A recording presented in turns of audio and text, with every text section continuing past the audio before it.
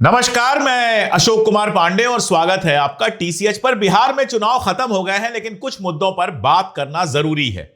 लगातार एक चीज चलाई जा रही है कि ईवीएम में गड़बड़ी हो गई, चुनाव आयोग ने कर दिया, वोट चोरी हो गई और सिर्फ इसकी वजह से विपक्ष हार गया।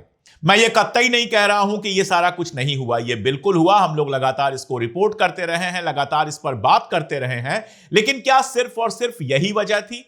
कुछ वजहों की मैं बात करूंगा और पहले पहले मैं बात कर रहा हूं असदुद्दीन ओवैसी की पार्टी के साथ गठबंधन होने ना होने के मामले का।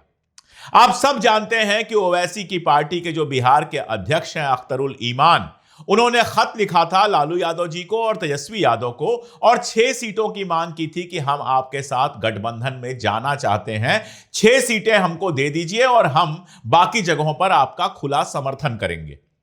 उसके बाद पहले तो चुप्पी बनाए रखी गई, फिर कांग्रेस के जो प्रभारी थे वहां पर, जो टिकट वितरण वगैरह के प्रभारियों में से एक थे इमरान प्रताप गढ़ी, जो कांग्रेस के अल्पसंख्यक मोर्चा के अध्यक्ष भी हैं, उन्होंने कहा कि ओवैसी की टीम जो है वो भारतीय जनता पार्टी की बी टीम है। तेजस्वी यादव ने चुनाव प्रचार के दौरान कह दिया अतिवादी है और कुल मिलाजुलाकर यह है कि समझौता नहीं किया गया। तर्क यह दिया गया कि वो कट्टरपंथी पार्टी है, तर्क यह दिया गया और असल में बात यह कही गई, जो अंदर बात कही गई वो ये कि अगर उनके साथ जाएंगे तो मुसलमानों की पार्टी कहे जाएंगे और हिंदू वोट छिटक जाएंगे। मैं आपको पहले नरेंद्र मोदी का एक वीडियो दिखा देता हूं जो आज ही आया है, फिर आगे बात करता हूं। कांग्रेस के पास देश के लिए कोई पॉजिटिव विजन नहीं है। सच्चाई यह है कि आज कांग्रेस, और मैं बहुत गंभीरता के साथ कहता हूं, आज कांग्रेस मुस्लिम लीगी माओवादी कांग्रेस यानी एमएमसी बन गई है। तो आपने वीडियो देख लिया। असदुद्दीन ओवैसी के साथ न जाने के बावजूद नरेंद्र मोदी जो भारत के प्रधानमंत्री हैं, वो कांग्रेस को कह रहे हैं कि माओइस्टों और मुसलमानों की पार्टी है। ये नरेंद्र मोदी कह रहे हैं, जबकि आप असदुद्दीन ओवैसी के साथ नहीं गए। मेरा लॉजिक यह है कि चाहे आप जाते चाहे नहीं जाते, आपके ऊपर मुसलमानों की पार्टी होने का ठप्पा लगाने की पूरी कोशिश भारतीय जनता पार्टी पहले भी करती, और जो लोग हिंदू मुसलमान पर वोट देते हैं वो आपको कतई वोट वैसे भी नहीं देंगे, चाहे आप साथ जाएं या ना जाएं। अब थोड़ी बात करते हैं बी टीम पे, फिर नतीजों की बात करेंगे। असदुद्दीन ओवैसी को बी टीम कहा गया भारतीय जनता पार्टी की। मैं उन लोगों में से नहीं हूं जो असदुद्दीन ओवैसी के किसी भी तरह से समर्थक हैं। मैं धर्म के नाम पर की जाने वाली कोई भी ऐसी पार्टी जिसमें किसी धर्म का नाम जुड़ा हो, मैं उसको बहुत पसंद नहीं करता। लेकिन जरा यहां पर देख लीजिए, मुकेश साहनी, जिनका शानदार परफॉर्मेंस रहा है इस बार बिहार में, 0 मिला है जिनको, एक भी सीट पर जिनको जीत नहीं मिली है, उनको उप मुख्यमंत्री घोषित किया गया था। सिर्फ इतनी सी बात नहीं है, मुकेश साहनी साहब जो हैं वो 2020 में भारतीय जनता पार्टी के साथ गए थे और 11 सीटों पर चुनाव लड़े थे। यानी यहां बी टीम का मामला ही नहीं है, यहां तो भारतीय जनता पार्टी के साथ मुकेश साहनी का गठबंधन था 2020 में। इस बार बात नहीं बनी तो महागठबंधन में आ गए और आते ही सेकुलर हो गए। जो आदमी भारतीय जनता पार्टी के साथ था 2020 में, वो आज अचानक से सेकुलर हो गया। यानी बीजेपी के साथ जो गए वो आपको बीजेपी की बी टीम नहीं लगे। और मुकेश साहनी तो छोटा एग्जाम्पल है, थोड़ा बड़ा एग्जाम्पल लेता हूं। बिहार के मुख्यमंत्री नीतीश कुमार, एनडीए के खिलाफ जब इंडिया बना था, इंडिया गठबंधन बनने की बात चल रही थी, तो उसमें सबसे आगे की पंक्ति में अगर कोई थे तो वो नीतीश कुमार थे। बात चल रही थी उनको इंडिया गठबंधन का संयोजक बनाए जाने की। रामचंद्र गुहा जैसे इतिहासकार जो हैं, उन्होंने कह दिया था एक बार कि राहुल गांधी की जगह नीतीश कुमार को प्रधानमंत्री पद के लिए प्रोजेक्ट किया जाए। और वो नीतीश कुमार बड़े प्यार से भारतीय जनता पार्टी के साथ चले गए। और ऐसा भी नहीं है कि वो भारतीय जनता पार्टी के साथ पहली बार गए हैं, इसके पहले भी वो भारतीय जनता पार्टी के साथ रहे हैं। तो जो नीतीश कुमार भारतीय जनता पार्टी के साथ मिलकर सरकार चलाते हैं, वो पाला बदल देते हैं तो बीजेपी की बी टीम नहीं रहते हैं, तुरंत सेकुलर बन जाते हैं। जब वो बीजेपी के साथ रहते हैं तो कम्युनल बन जाते हैं। फिर भी ये उम्मीद की जाती है कि पलट के हमारे साथ आ जाएं तो हम मुख्यमंत्री बना देंगे। तो बीजेपी के साथ रहते हैं, बीजेपी के साथ मंच साझा करते हैं, बीजेपी के साथ सरकार साझा करते हैं, सारे मुद्दों पर बीजेपी के साथ रहते हैं, बीजेपी के साथ मिलकर चुनाव लड़ते हैं। लेकिन आपके लिए वो सेकुलर हो जाते हैं सिर्फ उसी दिन जिस दिन वो पाला बदल देते हैं। वो बीजेपी की बी टीम नहीं बनते। नीतीश कुमार को कोई बीजेपी की बी टीम नहीं कहता, मुकेश साहनी को कोई बीजेपी की बी टीम नहीं कहता। जीतन राम मांझी की बात कर लेते हैं, एचएएम पार्टी है उनकी, एनडीए में रहे वो, और 2020 में अचानक महागठबंधन में शामिल हो गए, पाक साफ हो गए। कल तक बीजेपी के साथ थे, आज महागठबंधन में आ गए तो पाक साफ हो गए। कम्युनलिज्म का सारा जो उनके ऊपर आरोप था वो खत्म हो गया, रातों रात सेकुलर हो गए। क्यों? सिर्फ इसलिए कि ये हिंदू नाम है। भाजपा के साथ जाएं और फिर लौट कर आ जाएं कांग्रेस के साथ तो उनको स्वीकार करने में कोई दिक्कत नहीं होती है। और थोड़े एग्जाम्पल ले लीजिए। शिवसेना, इतिहास क्या रहा है बताने की जरूरत नहीं है। भारतीय जनता पार्टी को महाराष्ट्र में स्थापित करने वाली अगर कोई पार्टी है तो वो शिवसेना है। लेकिन शिवसेना का जो यूबीटी उद्धव ठाकरे वाला ग्रुप है, और पहले तो पूरी ही शिवसेना थी, आधी कट के चली गई फिर से बीजेपी के पास, लेकिन शिवसेना के साथ गठबंधन बनाने में, उनको इंडिया में शामिल करने में, इंडिया गठबंधन में उनको शामिल करने में कहीं कोई दिक्कत नहीं है। कोई उनसे सवाल नहीं पूछता कि कल तक तो आप कम्युनल थे, अचानक आज सेकुलर कैसे बन गए। वो आ जाते हैं आपके यहां तो तुरंत सेकुलर बन जाते हैं। करने को तो शिवसेना ने भी हिंदुत्व की ही राजनीति की है भाई साहब। बाला साहब ठाकरे हिंदुत्व के बड़े नेता थे और उनकी ही राजनीति करती रही है शिवसेना। उद्धव ठाकरे को मैं व्यक्तिगत तौर पर पसंद करता हूं, सेकुलर आदमी है, इसमें भी मुझे कोई दो राय नहीं है, और भले आदमी है, इसमें भी मुझे कोई दो राय नहीं है। लेकिन एज अ पार्टी जब आप शिवसेना को देखते हैं तो क्या देखते हैं? आप देखते हैं कि उसका जो इतिहास है उसमें कम्युनलिज्म है। छोड़ दीजिए कम्युनलिज्म सेकुलरिज्म को एक तरफ किनारे कर दीजिए, भारतीय जनता पार्टी का साथ तो है। भारतीय जनता पार्टी के सहयोग से उनके मुख्यमंत्री बनते रहे, और मामला तब बिगड़ा जब भारतीय जनता पार्टी बड़ी हो गई और उसने कहा कि अब मुख्यमंत्री भी हमारा ही चाहिए। और उसके बाद जब वो आपकी तरफ आए तो आपने तुरंत उनको सेकुलर होने का खिताब दे दिया और उनको अपने इंडिया गठबंधन में ना केवल शामिल कर लिया बल्कि मुख्यमंत्री पद का उम्मीदवार भी बना दिया। पहले तो मुख्यमंत्री बनाया और उसके बाद मुख्यमंत्री पद का उम्मीदवार बना दिया। बीजेपी का कोई नेता कांग्रेस में चला जाता है, चुनाव लड़ता है, तो वो रातों रात सेकुलर हो जाता है। अब चलिए जरा सा ओवैसी की पार्टी की तरफ। ओवैसी की पार्टी ने पिछली बार 5 सीटें जीती थी और 5 में से 4 विधायक राष्ट्रीय जनता दल में तेजस्वी जी की पार्टी में शामिल हो गए थे। तो वो 4 विधायक जब तक ओवैसी के साथ थे तब तक तो वो कम्युनल थे, लेकिन जो ही वो आरजेडी में आ गए सेकुलर हो गए। ओवैसी की पार्टी से गठबंधन करने में आपको दिक्कत है, लेकिन ओवैसी की पार्टी के 4 लोगों को तोड़कर अपनी पार्टी में ला लेने में कोई दिक्कत नहीं है। आप कहेंगे भाई उनका मन बदल गया, तो अगर ओवैसी महागठबंधन के साथ आना चाहते थे तो हो सकता है उनका भी मन बदल गया था। उनको साथ लेने में क्या दिक्कत थी? मेरा सीधा सवाल यह है कि भारतीय जनता पार्टी के साथ मिलकर सरकार चला चुकी पार्टियों के साथ गठबंधन में अगर कोई दिक्कत नहीं है, और मैं गिनाना शुरू करूंगा तो जाने कितनी पार्टियां आ जाएंगी। ये मैंने कुछ एग्जाम्पल दिया है, ये कंप्लीट नहीं है। मैं आपको याद दिला दूं कि जम्मू कश्मीर के जो वर्तमान मुख्यमंत्री हैं उमर अब्दुल्ला साहब, वो किसी जमाने में मिनिस्टर हुआ करते थे अटल बिहारी वाजपेयी की सरकार में। और ऐसे अगर याद दिलाना शुरू करूंगा तो ममता बनर्जी भारतीय जनता पार्टी के साथ गठबंधन में गई थी। बंगाल में भारतीय जनता पार्टी के प्रवेश का अगर किसी को श्रेय देना चाहिए तो वो ममता बनर्जी जी को देना चाहिए। तो ऐसा ये कौन सा गणित है मेरे दोस्तों कि जो पार्टियां भारतीय जनता पार्टी के साथ मिलकर गठबंधन बना लेती हैं, जो पार्टियां आपको सीधे सीधे गोधरा के समय भी भारतीय जनता पार्टी के साथ खड़ी नजर आई, उन पार्टियों के साथ गठबंधन करने में आपको कहीं दिक्कत नहीं होती है। आदरणीय मायावती जी कई बार बीजेपी के सहयोग से सरकार चला चुकी हैं, कई बार बीजेपी के साथ मिलकर रह चुकी हैं, लेकिन अगर वो आपके गठबंधन में आना चाहें तो आप बाहें फैलाएं, स्वागत करेंगे, हाथ जोड़कर झुक जाएंगे उनके सामने। झुकना चाहिए, महिला हैं, दलित महिला हैं, बिल्कुल झुकना चाहिए। लेकिन क्या कभी ऐसा करते हुए आपने सवाल पूछा कि बहन जी कल तक तो आप भाजपा के साथ थी, तो आपको बी टीम क्यों ना माना जाए?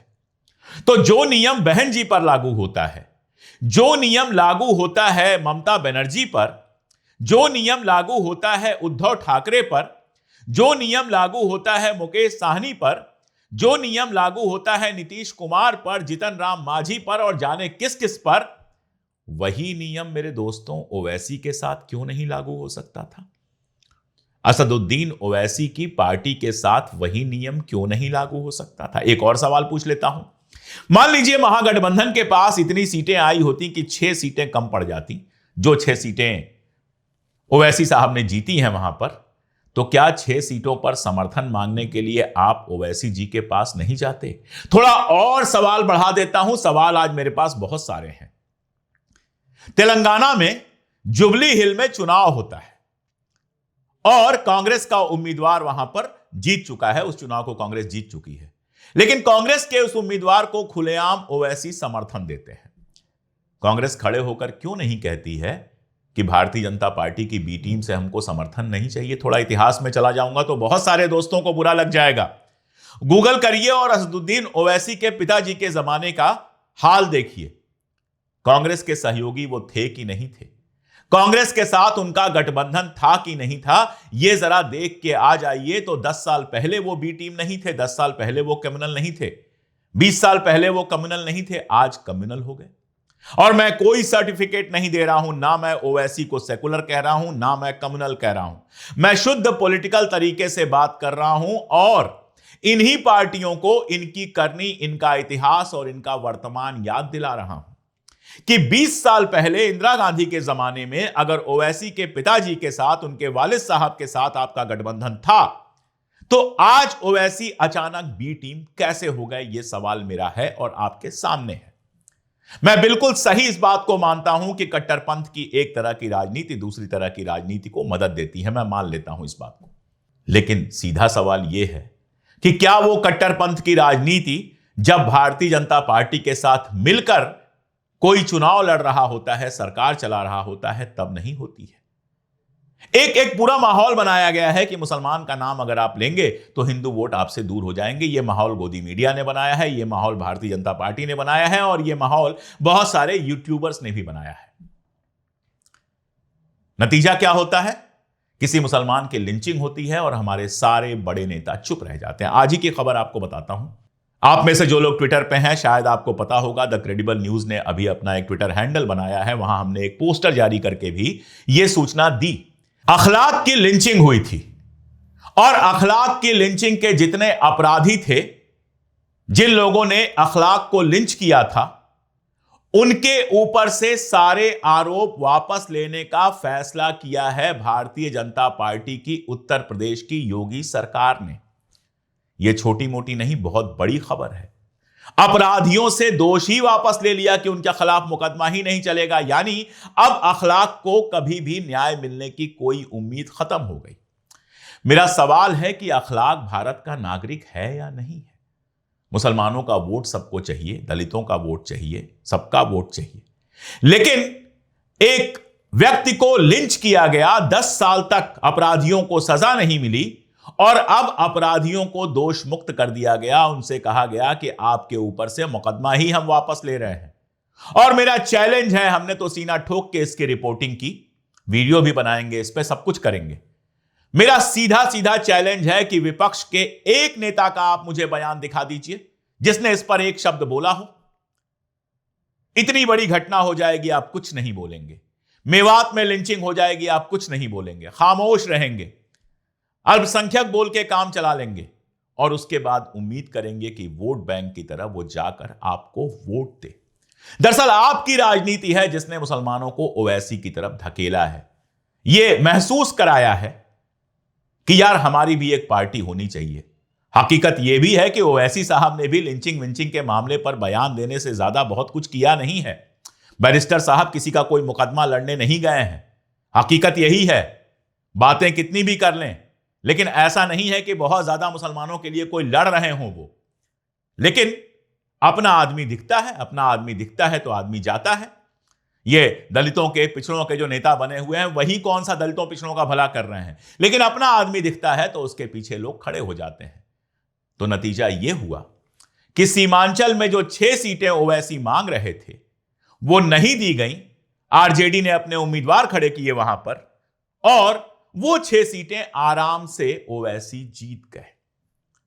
कई सारी सीटें ऐसी हैं जिन सीटों पर ओवैसी की वजह से गठबंधन हारा, और कई सीटें ऐसी हैं जहां पर कहा जा सकता है कि गठबंधन की वजह से ओवैसी हारे। कल मजे भी लिए थे उन्होंने, एक ट्वीट किया था कि कांग्रेस की वजह से हम 15 सीटों पर हार गए, कांग्रेस ने हमारे वोट काट लिए। सीधी बात है कि सेकंड नंबर पर वहां पर एएमआईएम रही और उसके वोट कांग्रेस से ज्यादा रहे। यह होना ही था। और यह मामला सिर्फ 15-20 सीटों का नहीं है, पूरे बिहार में वोट बटे हैं। बिहार में मुसलमानों का एक हिस्सा जेडीयू को वोट देता है। हम सब जानते हैं जेडीयू के पास मुस्लिम नेता हैं। एक हिस्से ने ओवैसी को वोट दिया और एक हिस्से ने गठबंधन को वोट दिया। जाहिर है वोट बटे और इसका नुकसान सबको हुआ।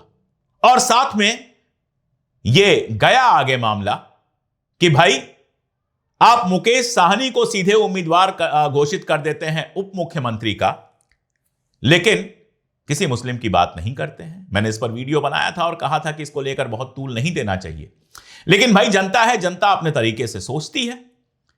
आप वाकई अगर यह मान के चलेंगे कि आपके पॉकेट का वोट है, कहां जाएगा, डर के मारे आपको देगा, तो देखिए एक वक्त यह आ जाएगा कि भाजपा के साथ भी मुसलमान समझौता करेगा। उसको जिंदा रहना है, इसी देश में रहना है, नौकरी करना है, धंधा करना है, और उसको लगेगा कि अगर भाजपा को वोट देके ही हमारी जिंदगी ठीक ठाक चलती है तो चलो वोट दे दें। इन विपक्षी पार्टियों ने ही हमें ऐसा क्या दे दिया है, हमारे दुख दर्द में ऐसा कौन सा हमारे साथ खड़े हो गए हैं। और बिहार में मुसलमानों का एक हिस्सा जेडीयू को वोट इसलिए भी देता है कि नीतीश कुमार ताकतवर बने रहेंगे तो हमारे खिलाफ उतना कुछ नहीं हो पाएगा जो करने की प्लानिंग आरएसएस या बीजेपी की है। ये बातें सामने हैं। अब कांग्रेस और आरजेडी को बैठकर सोचना चाहिए कि जिस अहंकार से, जिस घमंड से उन्होंने 6 सीटों का मामला खारिज कर दिया, और इतना ही नहीं किया। पिछली बार मैंने आपको बताया कि 4 लोग जो हैं वो ओवैसी की पार्टी छोड़कर, जीतने के बाद ओवैसी की पार्टी छोड़कर चले गए थे तेजस्वी के साथ। उनमें से कई को टिकट नहीं दिया गया। एक हाजी साहब है, उनको टिकट नहीं दिया गया। ओवैसी उनके घर मिलने गए, आरोप लगाया उन्होंने कि उनसे 5 करोड़ रुपए मांगे गए। फाइनली वो सीट आरजेडी हार गई और मीम जीत गई। अगर शुद्ध राजनीति विचारधारा को एक तरफ छोड़ दें और शुद्ध राजनीति के लिहाज से देखें तो भी सोचिए कि कितनी बड़ी गलती की गई है। मुझे उम्मीद है, और एक और बात कह के मैं अपनी बात खत्म करूं, कि अगर वो बी टीम है, मान लिया बीजेपी की बी टीम है, तो वो तो आपकी तरफ आने को तैयार थे, पाला बदलने को तैयार थे। हालांकि ओवैसी कभी बीजेपी के साथ मिलकर तो चुनाव नहीं लड़ सकते, उनका पॉलिटिकल करियर खत्म हो जाएगा। लेकिन मान लिया बी टीम थे तो भी पाला बदल के आपकी तरफ आने को तैयार थे। आप बुलाते, बैठते, चाय पीते और उनके सामने शर्तें रखते कि इस तरह का बयान नहीं देंगे, ये नहीं करेंगे। कुछ शर्तें वो मानते, कुछ शर्तें आप मानते, और हो सकता था लॉन्ग टर्म में आप भी उनको बदलने में थोड़ा बहुत कामयाब होते, और वो भी शायद आपके साथ रहकर आपको थोड़ा मजबूर करते मुसलमानों के मुद्दे उठाने के लिए। शायद मामला आगे बढ़ता। मैं जानता हूं कि कांग्रेस और आरजेडी के नेता खुद को इतना बड़ा तोप समझते हैं कि दुनिया में किसी की बात नहीं सुनते। राहुल गांधी की भी बात नहीं सुनी जाती है, यह भी मुझे पता है। लेकिन अगर ऐसे ही चलता रहा तो याद रखिए, आप चुनाव आयोग और बाकी सब कितना भी करते रहिए, आपकी अपनी गलतियां भी जनता जानती है। जनता आपके साथ क्यों नहीं खड़ी हुई ये भी जानती है। जनता आपका भरोसा क्यों नहीं कर रही है। जनता जानती है बहुत बेरोजगारी है, लेकिन वो आपका भरोसा नहीं कर रही है कि आप रोजगार देंगे। जनता जानती है करप्शन है, लेकिन उसको भरोसा नहीं है कि आप करप्शन मुक्त सरकार देंगे। क्यों नहीं है, जरा सोचिएगा। इस हार में ईवीएम ने जो किया, चुनाव आयोग ने जो किया, वो ठीक है, लेकिन आपने जो किया उस पर जरा एक बार सोचिएगा। सोच पाइएगा तो कुछ मामला बनेगा, और नहीं सोचिएगा तो जो चल रहा है वो चल रहा है। हम क्या कर सकते हैं, हम तो बोल सकते हैं, वो बोल रहे हैं। आप लोगों को मेरी बात जैसी भी लगी हो, सही गलत कुछ भी, आपको पूरा अधिकार है। आप मुझसे सहमत हो सकते हैं, असहमत हो सकते हैं। कमेंट बॉक्स में जरूर लिखिएगा। जुड़े रहिए हमारे साथ, देखते रहिए हमारे वीडियोस। हम वो कहने की कोशिश करेंगे जो कहने से बहुत लोग लगातार डरते हैं। आज के लिए इतना ही, बहुत शुक्रिया।